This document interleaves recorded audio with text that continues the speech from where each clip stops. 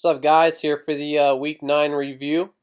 We're about 2/3 of the way through the regular season. I believe we have 4 weeks left until the playoffs, and playoff races are getting a little tight for some of us.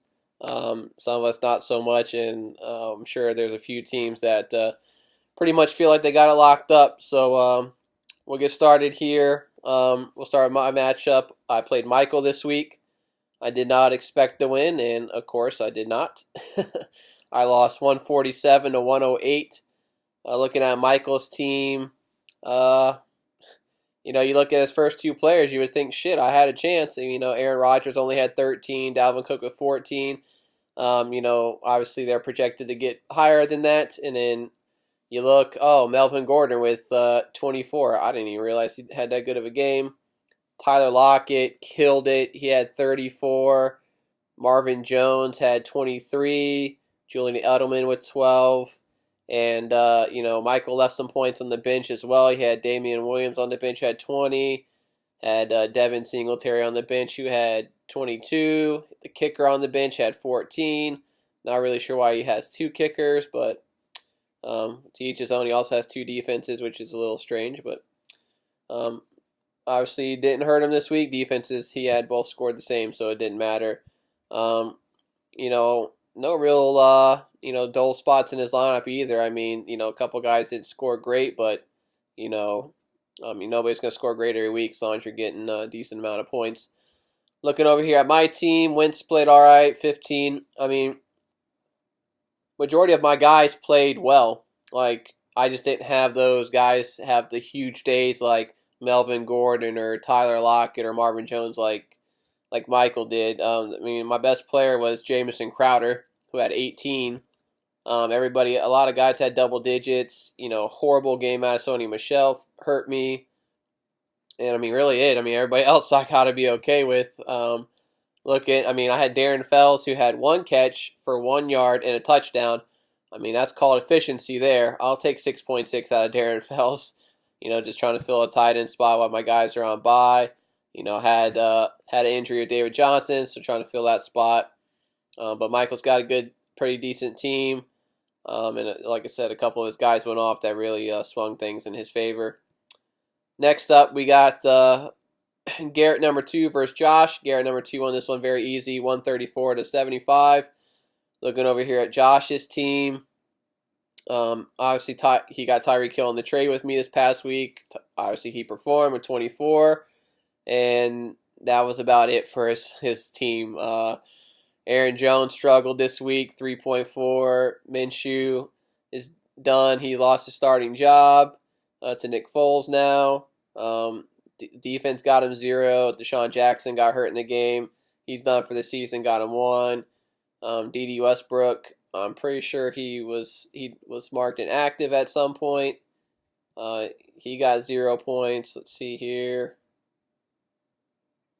That's from Tuesday's news. Yeah, it looked like he got marked inactive Sunday. And then obviously they were playing in the game in London, so he said he didn't wake up. It happens. Obviously he's not expecting to make the playoffs. Might have given up a little bit. I know for me, even if I was sleeping, my ass would have set the fucking alarm, woke up, checked his status, made the necessary adjustments and went back to sleep. That would have been me, but I'm a little obsessed to take it a little more serious than most. I'll look over here at Garrett number 2's team. Derrick Henry had a nice game at 23. Jacoby Brissett sucked. He only had 3. Obviously, he got hurt in the game, which had a lot to do with him not performing well, but obviously didn't hurt his team here. Duke Johnson had 17. Mike Evans with 30. Hunter Henry had 12. Steelers defense with 19. Tampa Bay kicker with 11. That seems to be a good recipe. If you can get your defense and your kicker to get double digits, you're probably bound to win. Nothing on his bench. Got a lot of guys on bye and injuries there. Outside of his quarterback, who, like I've mentioned, was hurt. No real sore spots in his lineup, in my opinion. I don't know what you expect out of some of the other guys, but not a bad week out of him. 138 points. 134 points, pretty good. Next up, we got Fat versus Dakota. Fat won this one, 155 to 122. I know Dakota Gave me a little bit of shit for making it the lock of the week, but I mean, this is why. I mean, Fat's team is pretty good. Obviously, Russell Wilson, 39. McCaffrey with 36. I mean, McCaffrey cost $10,000 on DraftKings to play. Normally, I've been playing him because he's money in the bank. I was like, $10,000. I'm like, that means he has to minimum hit like 30 points to get value. And he fucking did. He hit like 40 something. I mean, he's insane. I just hope he can stay healthy because they are using the shit out of him. Emmanuel Sanders with 21. Cortland Sutton with 15. Mark Ingram had 15. Had 13. Had Prescott on the bench who had 22. Made the right quarterback decision there.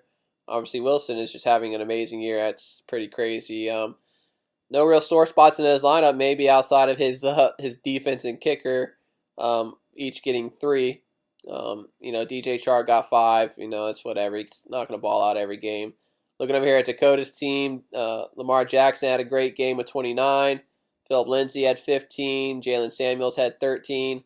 He caught like 13 passes, but never could get in the end zone. Preston Williams with 22.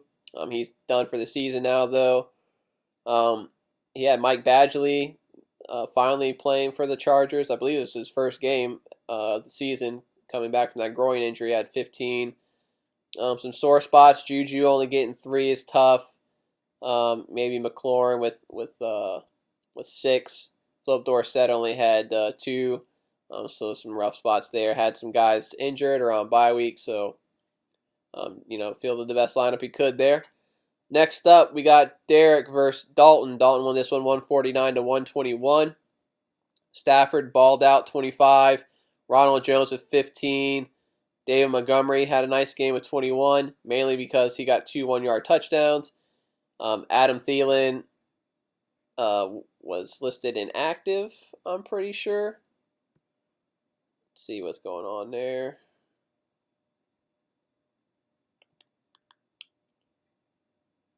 Nope, he actually was playing in the game. That's my fault. He got hurt pretty early, though, because I own him in a league, so that sucks. Kenny Galladay with 21. DK Metcalf with 24. If Thielen would have had an amazing game, this could have been a matchup. Nothing else to really talk about. Defense got him 1. It's whatever. Guys on bye week. Had Mohamed Sanu on the bench with 19, so it looks like him and Brady might be building a little bit of rapport together. Landry on the bench with 14. Decided to roll with Amendola. I believe Amendola's been playing well prior to this week, so no gripes there. Jameis for Dalton had 20. George Kittle had 17. Hopkins with 15. Carson had 12. Played Kenyon Drake, who had 26. Defense, kicker, both with double digits, 19 and 18. I mean, that basically is going to solidify your victory. I mean, that's what it looks like, at least every week where I see that. Next up, we got 2 low scores, or 2 of the lower scores. Phillip versus Orlando. This was 94-87. Orlando had Josh Allen with 18. Zeke had 14. Chubb struggled, only got 11. Stephon Diggs with only 2. Allen Robinson with 1. James White got 15. Single digits out of the defense and the kicker. Nothing really going on the bench to make light of. Looking over here at Phillips' team, Derek Carr with 20. Pascal got 16. And basically had 10 out of Doyle, 10 out of Watkins. And, that's kind of it. I mean, both of them scored very low. Would have lost the majority of the people in the league.